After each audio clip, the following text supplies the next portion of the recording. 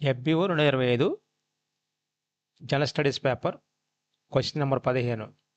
భారతదేశంలో ఉదారవాద పారిశ్రామిక విధానాన్ని ప్రారంభించిన సంవత్సరం ఏది? ఇది లిబరల్ ఇండస్ట్రియల్ పాలసీ తీసుకొచ్చింది 1991. Answer 1991. Question number 16.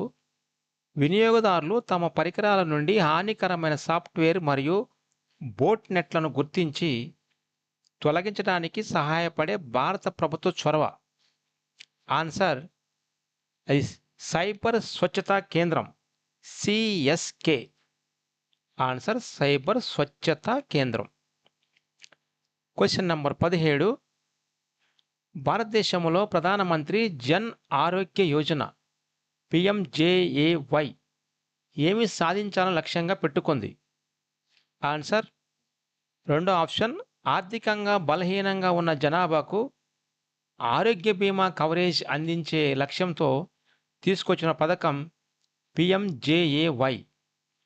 Question number 18.